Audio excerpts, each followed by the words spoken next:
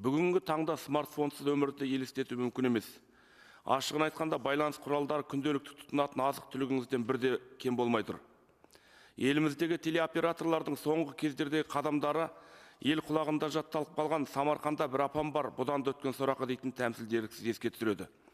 Таяуда Қазақстанның ұялы байланыс операторлары Алтел, Теле2 және Билайн ұялы телефонның абонент төлемін 20% өсіретін мәлімдеді.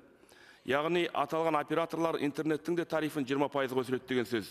Сөз емес, солай ашық мәлімдеді. Мемлекет басшысы Қасым-Жомарт Тоқаев әрдайым бизнестің әлеуметтік жауапкершілігі қоғам алдындағы парыз екенін жиі айтады. Алайда ұялы байланыс нарығындағы алпауыттардың бұл әрекеті аталған ұстанымға мүлдем қайшы келіп отыр. Арасында елдегі телеоператорлардың бұл қадамы миллиондаған қазақстандықтың қалтасына салмақ салатын шешім.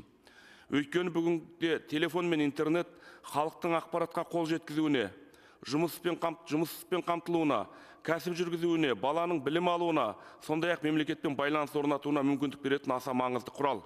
Яғни тарифтің көтерілуі қарапайым отбасылардың бюджетіне ғана емес, олардың өмір сүру сапасына қол сұғу деп бағалауға тура келеді. Аталған қадам халқымыздың барлық әлеуметтік топтарының қалтасына қырғидай тиетіні анық. Осы ақпарат шыққан еліміздің әр өңірінен сайлаушылар хабарласып әлеуметтік желілерде, қабылдау бөлімдерінде өздерінің шағымдарын білдіруде. Күнкөріс қиындап тұрғанда неге байланыста қымбаттауы тиіс? Неге баға бір мезетте көтеріледі деген заңды сауалдар қойылуда.